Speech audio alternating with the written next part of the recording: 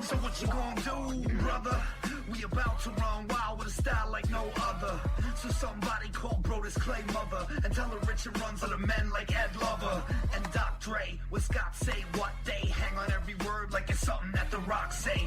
No JR, but they talking wrestling. We bring the noise with the boys, so we Dalton Castlin. So masculine, oozing machismo, mutton chop shop, Gran Turismo. No free throws, snarl hoops and heels. It's D-Bron's retirement, give you the super feels. Straight shoot, it's real. Drop a pipe bomb, get ready to bull like the Rock's right arm.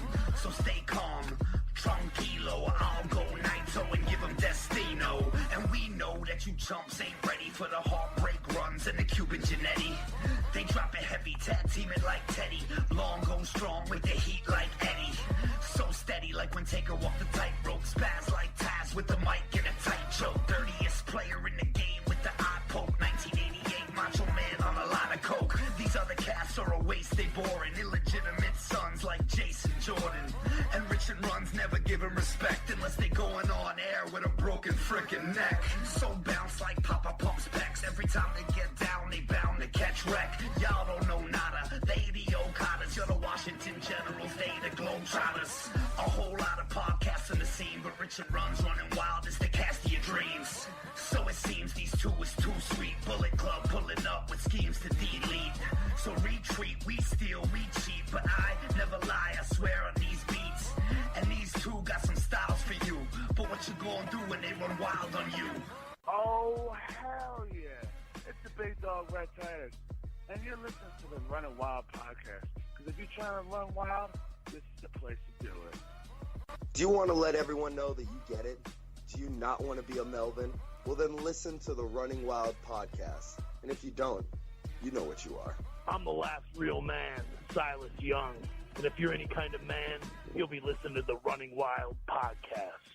Hi guys, this is Mandy Leon, and you're listening to the Running Wild podcast. This is Sam Adonis, El Seguro de las Chicas de CMLL, and you are listening to the Running Wild podcast. Welcome, ladies and gentlemen, to another episode of Running Wild podcast. I'm your host, Rich. Alongside me, as always, my co-host, Runz. Yes, sir. All right, before we get started, I just want to remind you that we're brought to you in partnership with pwponderings.com, rohworld.com, lastwordonprowrestling.com, and we're featured on the Wrestling to the Max network.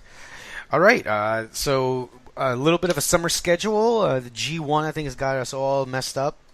We're recording on a Tuesday.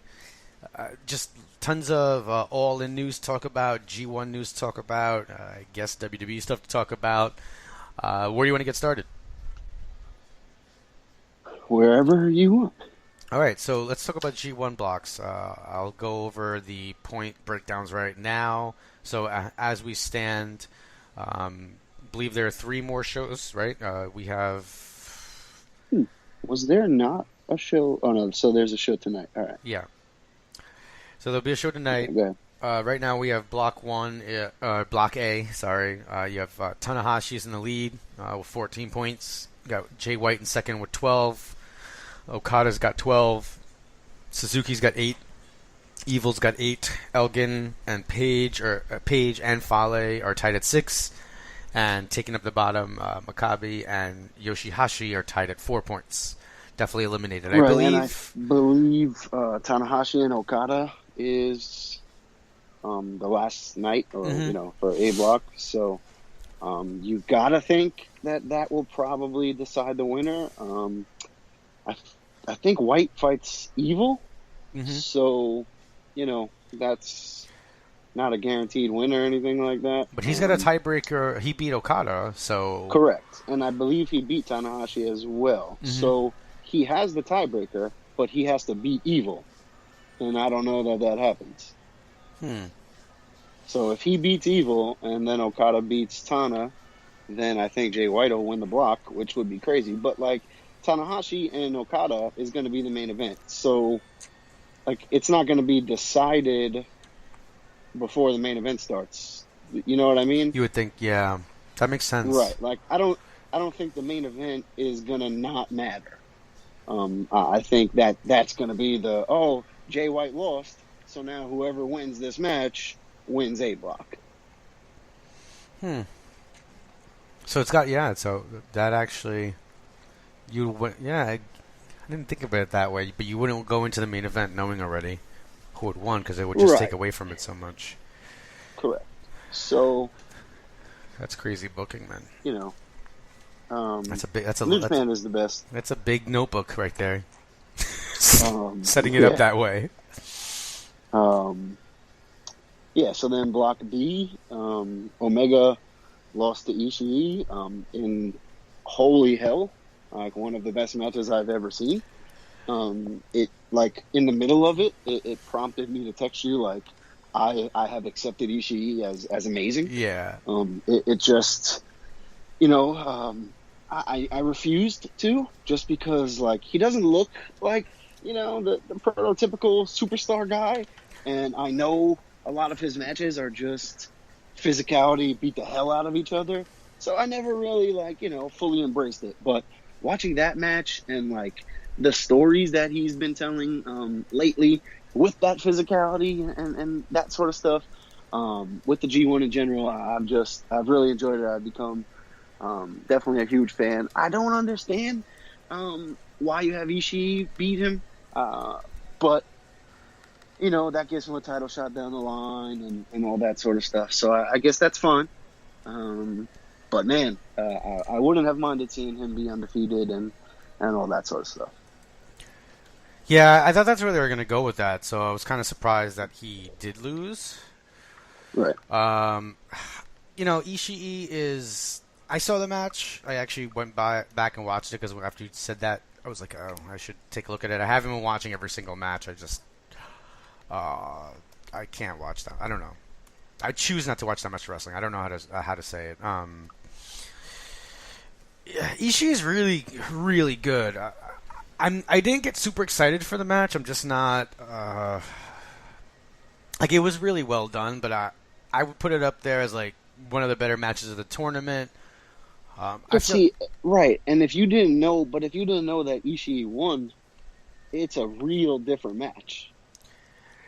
Yeah, I mean, I also think that some of the, and then I mean, this is my own fault for looking at it, you know, for looking at ratings and stuff, you know, but Meltzer's dropping like 5, 10, 15 stars on like every fucking match that's been going on in this tournament, or at least a bunch of them. I mean, I don't know if this G1 just that much better than past ones, or like, am I not seeing I don't something? know if it's, you know, that much better than past ones, but there have been a good amount of like 5-star or amazing matches. You know, there are a couple of times where like I've been reading, like, you know, because I always read like what someone has to say about the matches and see if they thought the same things I did, whatever.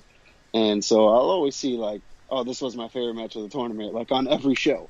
And it's like, well, that can't be the case. But hey, maybe it is, because this match was just amazing, you know? So I get it.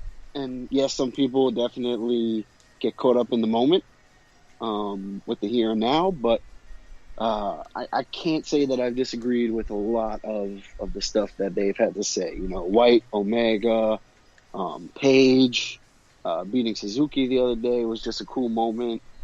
So there's just been a lot of really good matches. I don't know if the blocks are just loaded, you know, or them pushing guys like Sabre and White and Omega makes us more interested and invested, you know. So I don't know, but I'm loving this G1. I can't wait to see, you know, who wins the blocks, because this is probably the first time that I've ever watched literally every match in the G1.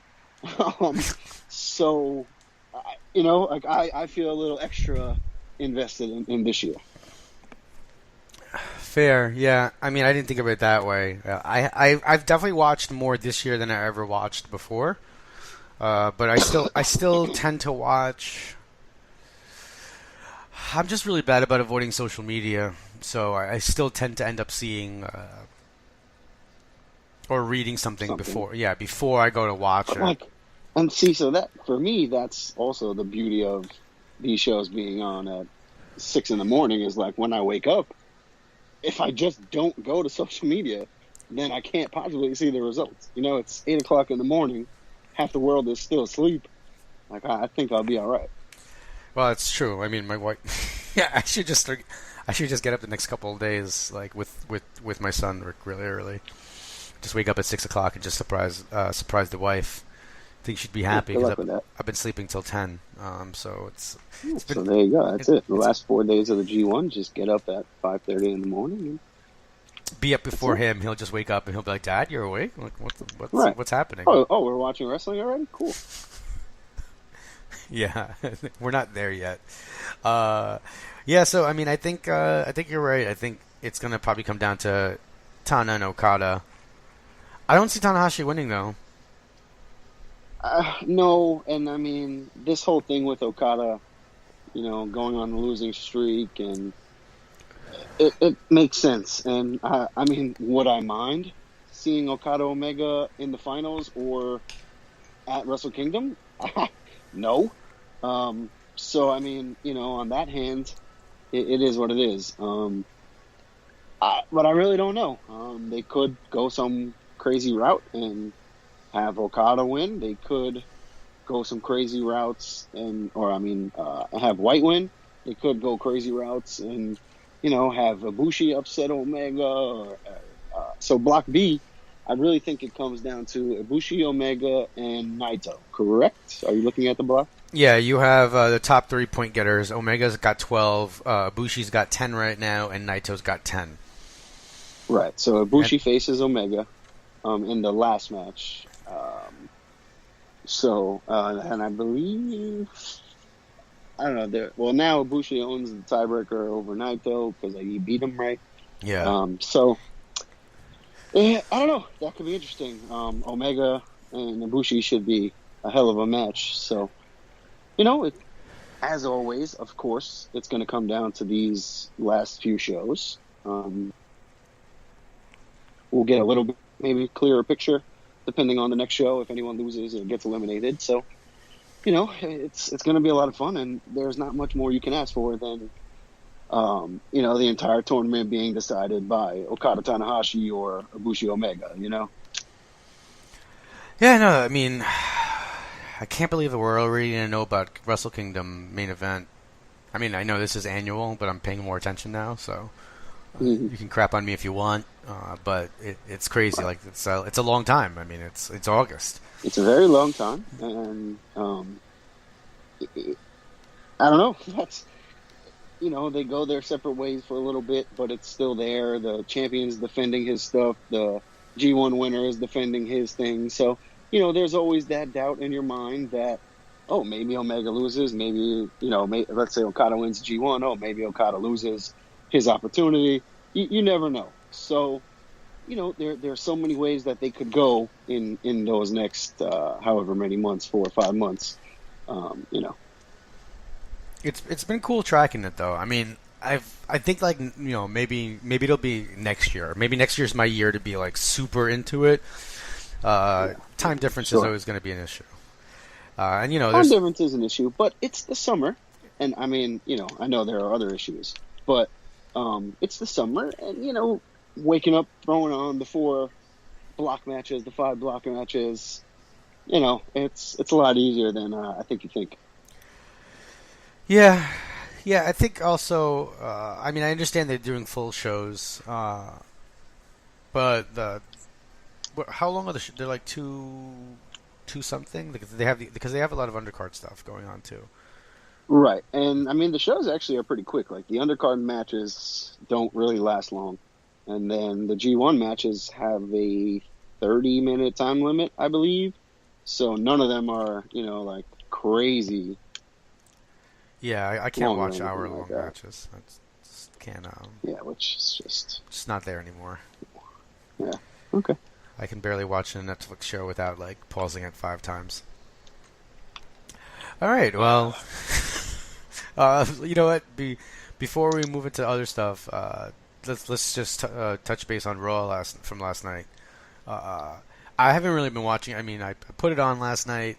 It's been the summer of almost not no WWE, because I'm obviously paying enough attention where, I'm gonna watch SummerSlam, and I watched what was it, Extreme Rules, So I don't skip any of the pay-per-views, but the weekly shows, I have it on DVR, and I kind of take a look to see if there's anything that's interesting, and I put it on.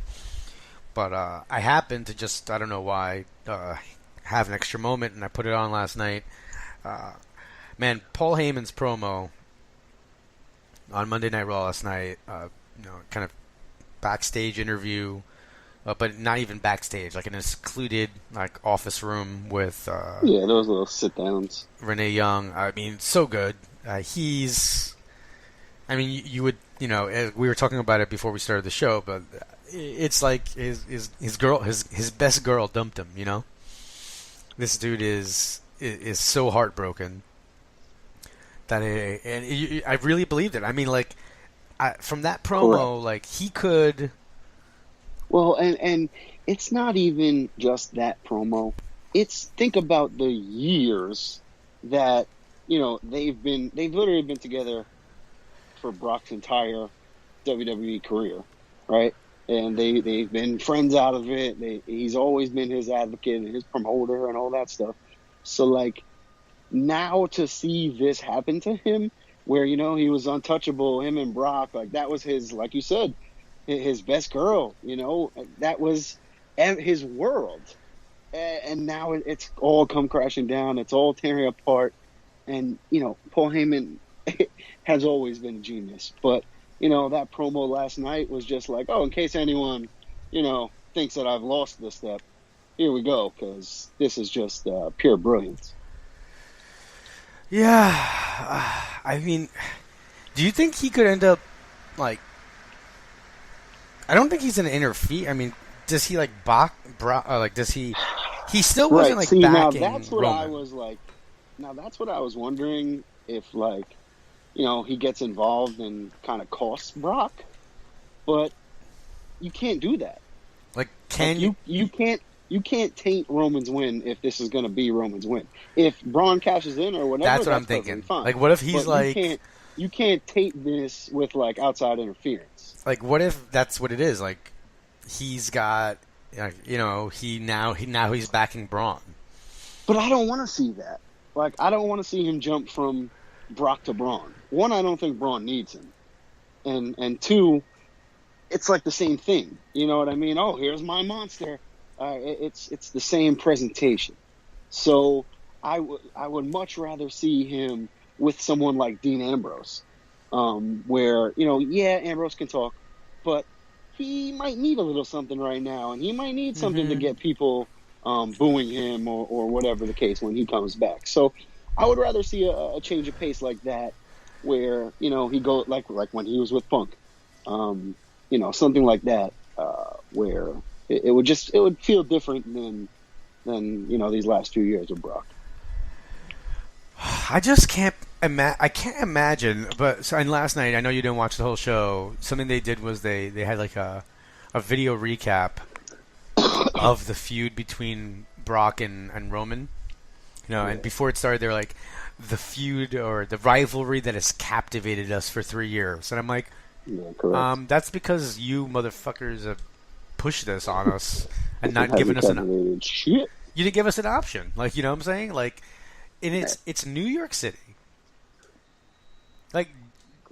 You really think that they're gonna have him win in New York?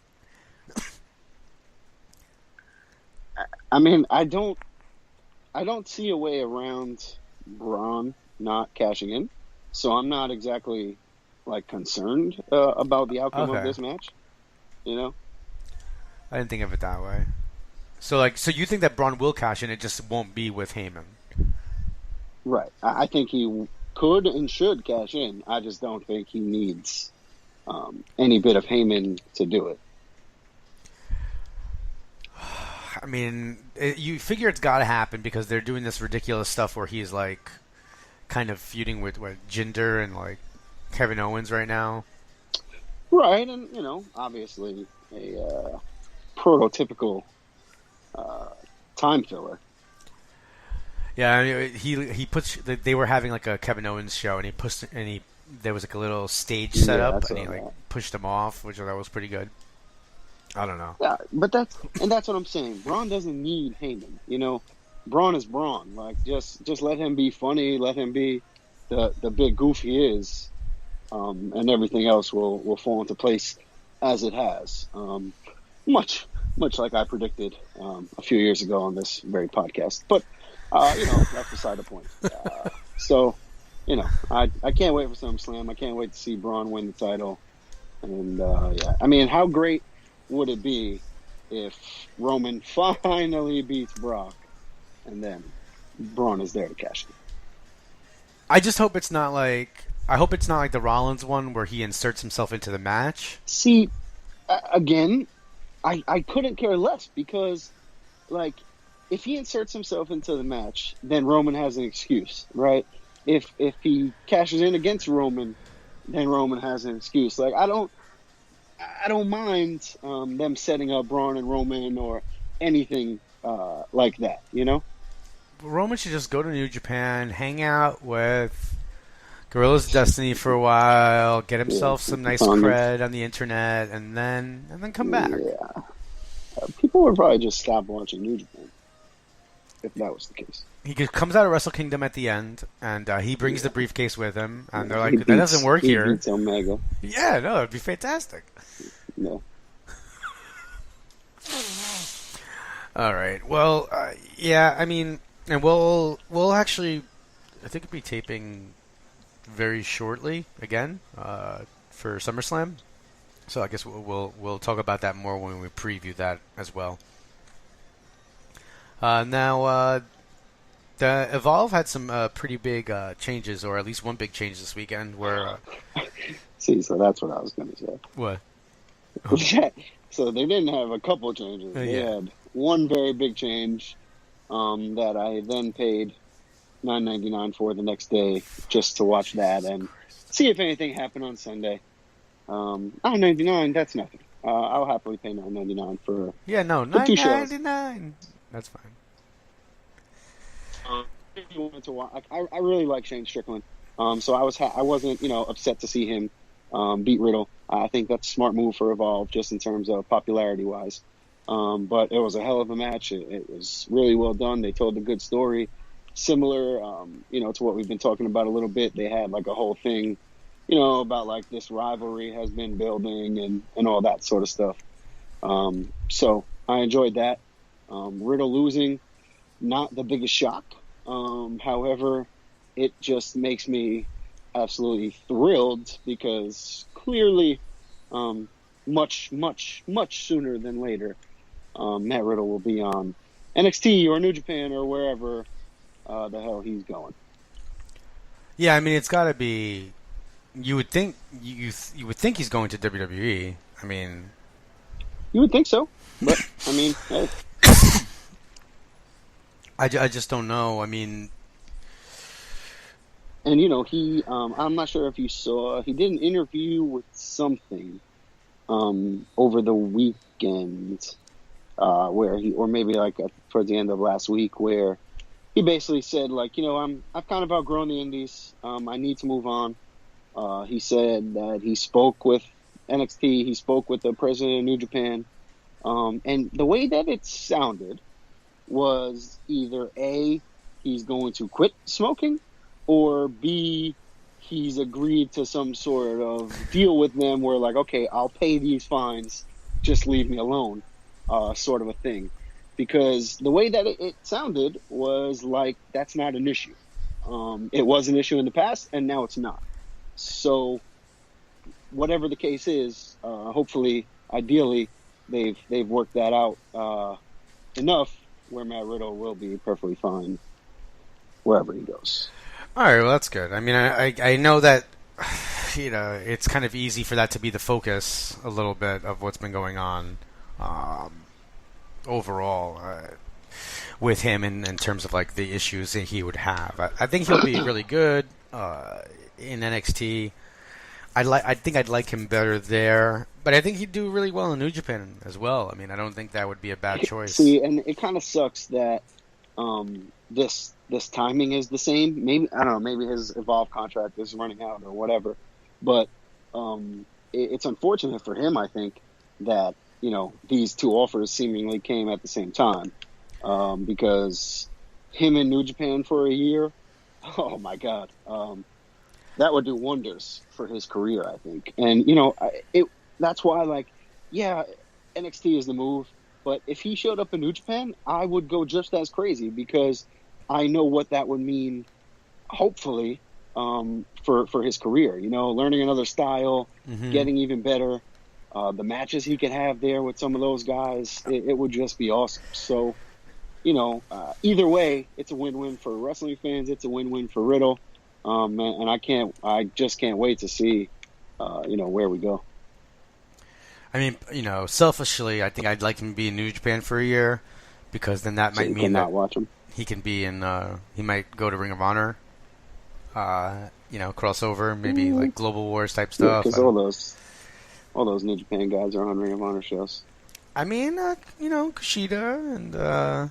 There are a number of guys who go over there often. Riddle would be huge, and imagine him being what gaijins are there? Thank you. Well, White was on excursion, but yeah, I guess you're right about that. No Saber, no barely any Ospreay, never Omega. Yeah, unless it was that. Yeah, I guess you're right. It's all right. Way to get my hopes down. But I'm hyped for him. It should be cool. It's crazy how different Evolve looks from just 2 summers ago? Probably, yeah. At this point, it was insane. 2 summers ago, you had all these guys. Cruiserweight Classic, Gargano, Drew, Marty, Saber. Yeah. So it's definitely a different look for them. I think Strickland's a good person for them to have picked to kind of go forward with and build around him. Same with Janela. Yeah, I think that Darby's becoming. Well, I think he's been, but he just feels more complete. Yeah, he does, and it's cool to see that. He's like an established Evolve guy now. Yeah, but that's all he is. I don't know that I ever see Darby as that superstar, your world champion. I would love it. It would be a great moment.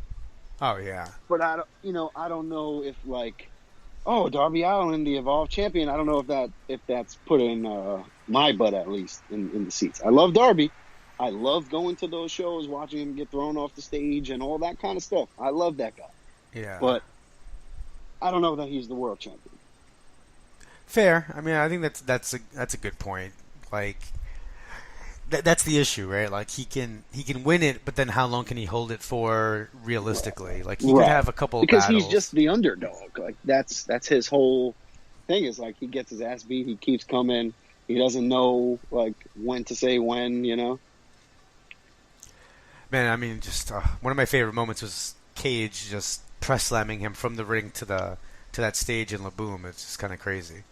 Cage, Ethan Page did it to him. He's good stuff. It's crazy. I think today, if I'm not right, I think I'm right. There's a Progress show going on at La Boom today on a Tuesday afternoon. Really? Yeah. I don't know how we missed this. Yeah, because I'm about ready to walk over there right now.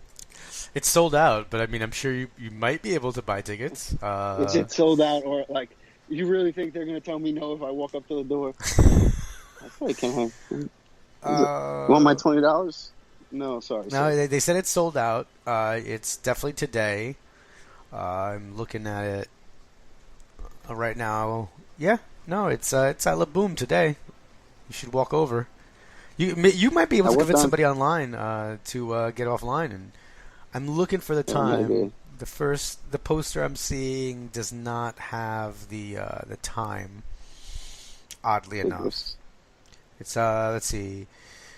They're on the radio this morning. As we're recording, they're apparently on Busted Open Radio. Jim Smallman and Glenn Joseph.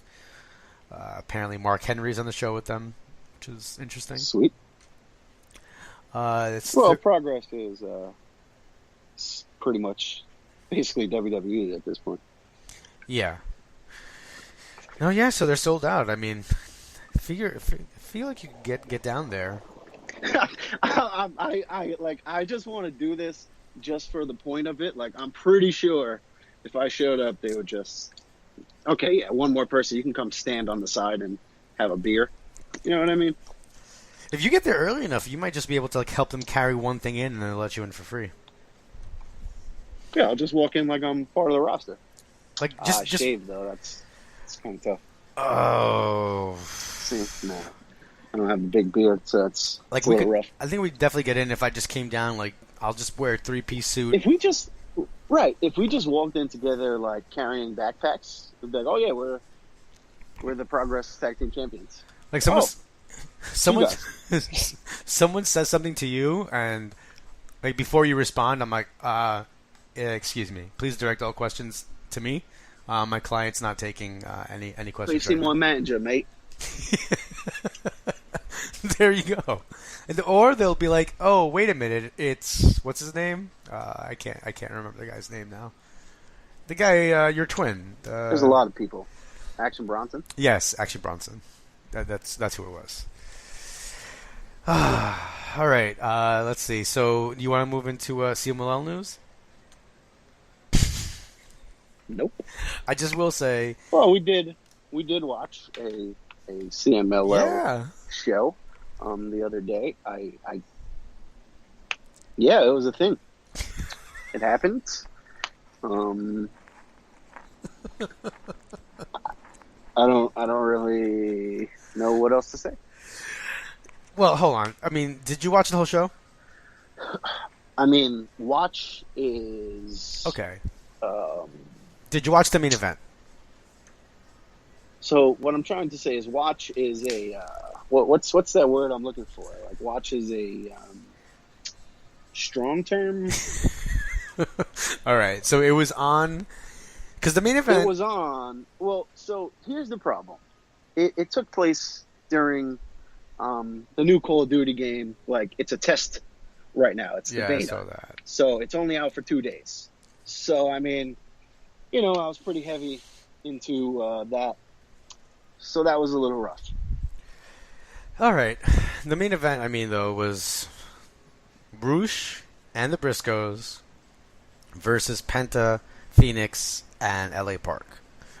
Yes, I caught some of it. That was wild. Like that, it was just the Briscoes were perfect because they were just brawling around. It seemed like they belonged there.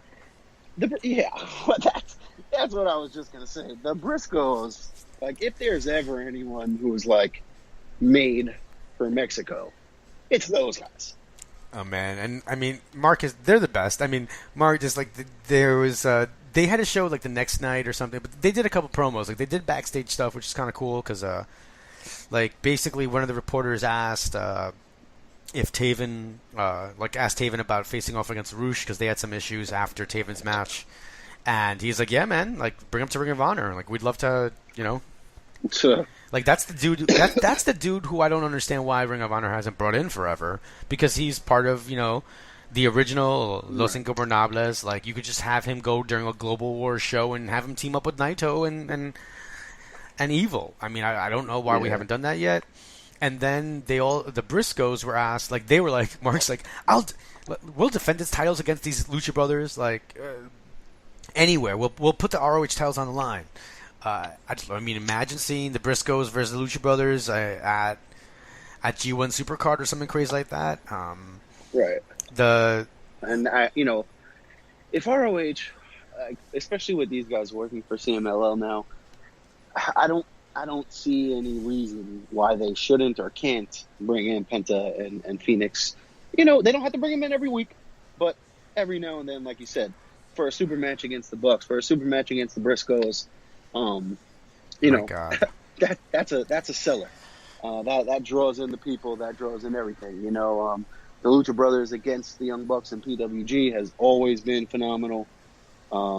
So, I wouldn't mind seeing it, on a little bit of a bigger stage in Ring of Honor or at the Garden, something like that. So, yeah, they're definitely going to have their hands full building that card for next year because, I'm sure they're going to want to put on their biggest show ever. Do you think that so tomorrow tickets go on sale. Do you think it sells out tomorrow? It'll be interesting to see. No How many matches seats are there in the announced. Garden? Last time I checked, I thought for wrestling, I might be wrong. I thought it was I used to think it was 19,000. That's what I was going to say, 18. I don't know if, with the new seats and all that kind of stuff. So 15 to 18. So a little bit more than All In. Because All In is such a big deal right now. So maybe it's a little less like fanfare. But I don't know. It's definitely going to be interesting.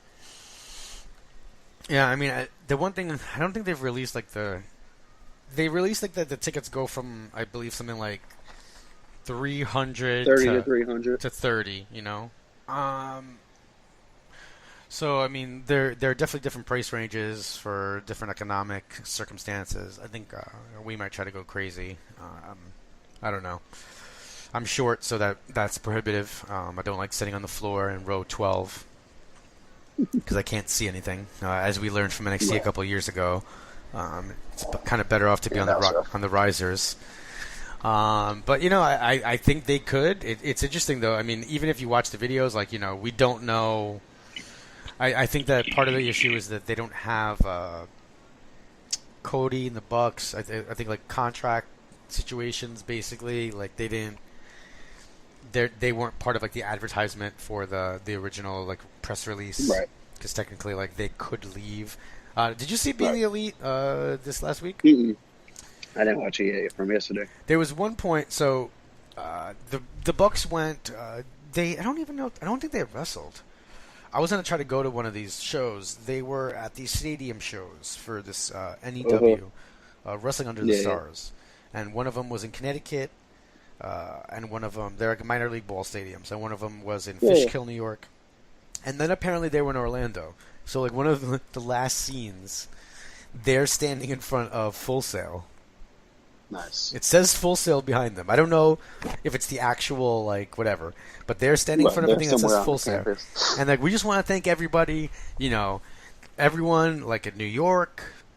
We want to thank everyone in Connecticut, and we want to thank everyone in Orlando. And Nick's especially Orlando. That's definitely, and they're just standing in front of the Full Sail thing, and it's just kind of genius, kind of hilarious stuff that they're doing. I also really love that they're doing this whole new thing where Matt's basically calling Nick the Luigi of their brothers, and they're like, "Hey, look!" One fan was like, I got a new tattoo of Nick Jackson," and they were showing it off, and it was a tattoo of Luigi, and it was legit new. Dude still had the plastic on it, he had just gotten it, and he was making sure it healed right. Well, I mean. Can Nick be that upset? They used to have those old Mario Party style shirts, and I'm pretty sure one of them was Mario, one of them was Luigi. So, Yeah, no, I mean he's got to be the Luigi. I know Kevin Owens was Donkey Kong. Yeah, Bowser. It's like you're the Marty Jannetty, and I'm the Shawn Michaels. Absolutely. That's why you locked your keys inside the car at WrestleMania 29. One of the worst moments of my life was realizing that the car was running with the keys in it. Oh, because you just yelled all out. I said was, "Hey, Jannetty," and you thought you were getting super kicked. Hey, listen, man, I watch wrestling. Yeah, okay. I mean, still the greatest. I mean, obviously I watch it over and over again in sadness. But my favorite part is that when Heenan says, "Oh, look, he was trying to run away through the glass." All right. Did you catch Ring of Honor TV this week? Yeah. All right. It was really good. The Briscoes wrestled.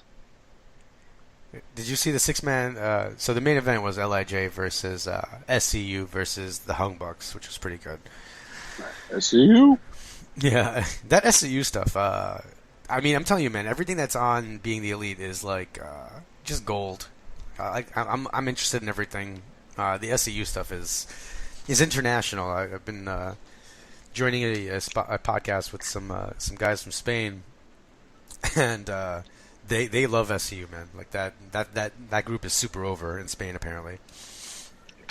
I mean, those guys, they're just good. They're just funny. So it makes sense. All right. Are we missing anything? Do you want to hit up on anything else? Because I know that just so you guys know, we'll be releasing this as soon as possible, and then we'll have a SummerSlam. Am I ahead a week? SummerSlam's not next weekend. This weekend. It's the weekend after, right? Yeah. So what am I talking about? 11 days away. All right. So we'll actually be recording again, I suppose, Sunday, right after the G1 is over. Am I right about that? Sure. Yeah, so we'll talk about the G1 finals. So actually, we're not doing a SummerSlam preview. I don't know what the heck is wrong with me. And then next week we'll see. We'll also be talking a little bit about that episode. We'll be talking about the International Cup that Ring of Honor is going to run. They're not going to. It's going to start on Fight, but they're not going to have it on Honor Club at first, like streaming live, which is a little bit weird. I don't know what's going on there. But Fight's been getting a lot of stuff, man. They're going to have the Game Changer Wrestling. They're going to have the Ring of Honor Reunited Tour. They're going to do All In. All In's going to be which will also be on Honor Club. Thank you very, very much. And it's going to be on TV the first hour, man. WGN. Like, that's crazy. WGN, Chicago. This is just, kudos to Cody and the Bucks, every step of the way, but it just continues to grow bigger and bigger, national cable, it's a Chicago station, but I'm pretty sure we get it. I don't know, we used to, I know that for sure. But yeah, so it'll be on WGN, then, like we said, Fight, Honor Club, good for these guys, because I'm sure they're getting a cut of this, no matter what it is. Maybe they're making money, maybe they're not. But, they're making smart business decisions for this All In show. I'm glad everyone is going to be able to watch it that wants to watch it, because I think that's only right. I can't wait. It's kind of crazy that it's so close, And kudos to, I gotta say, we talked about this a little bit before. Cody Rhodes just seems like, look, I've met him.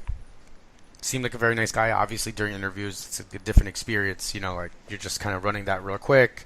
But he was always, he treated me the same as I saw him treat, like, ESPN and Sports Illustrated, which was, like, super nice of him. Or maybe he just didn't know better. But no, he seemed like, he was very nice. And he's a professional. Yeah. And he really is. He comes out like, he's in the suit and tie. He comes across that way, very much so. But then you've seen this stuff on Twitter where, like, people can't make the show. One guy's got, like, cancer, and another guy can't afford it. And he's like, just DM me, like, some information. We're going to try to get you there. And that's, those are notifications that he doesn't have to address. You know? Not even close. And, and that's, we were talking about it a little bit before, but like that's why I buy the Young Bucks Funko Pops. That's why I don't have a problem buying their shirts or paying for this or paying for that, because like these guys do things the right way, and from everything you've ever heard are just awesome people.